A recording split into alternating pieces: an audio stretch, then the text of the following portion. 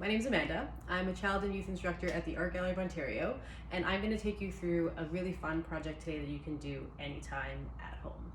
It is a temporary living found object body sculpture.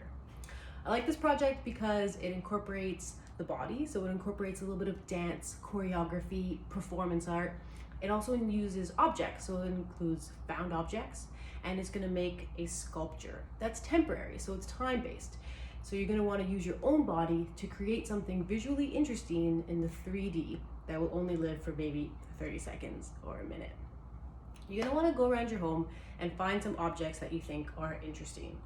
You might want to ask someone at home what you can and can't use, just because you might end up dropping it. So you don't want to use anything that's fragile or obviously dangerous. I'll show you some of the things that I use and might be fun. I gathered some bubble wrap. I like something that might be transparent because this might look cool if draped over the body.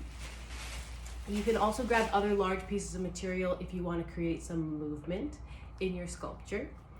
Soft things like pillows are also great because you could try squishing them in your sculpture. You might just want something that's really colorful or something that you can wrap around you in a bit of an interesting way. Something light like an empty laundry jug is great because you can balance it or hold it in a bit of a strange way. Something that you can hold is great, or even something that creates lovely light when moved. Things that you might have multiples of are good too, like some either coat hangers.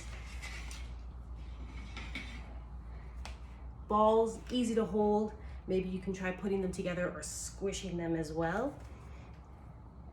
Anything that you can find around your house will work.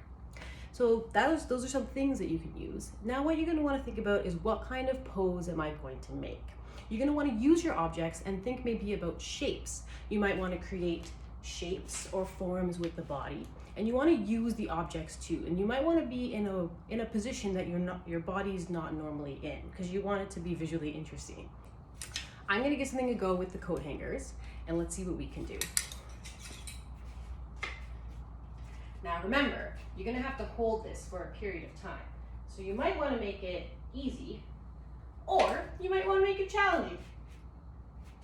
That is up to you. But I do want to think about the shapes that I'm making with my body and the objects. So here we go. What should we do with this? There we go. I kind of like that. So now I'm going to try to hold this for as long as I want my sculpture to live. I'm going to start with 30 seconds.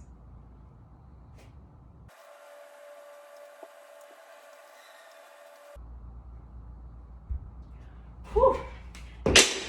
Not as easy as it looks. But that's part of the challenge and part of the fun. So there, my goal was to hold really still. Now I'm going to try to create a sculpture that has a little bit of movement. So I think I'm going to use my fabric. Here we go.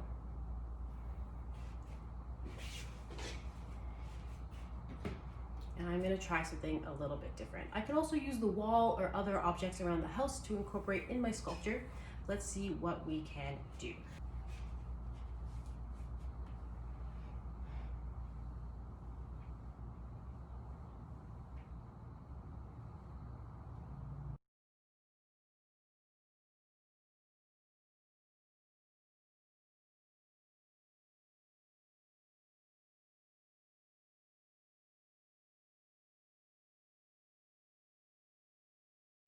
Well, that was fun.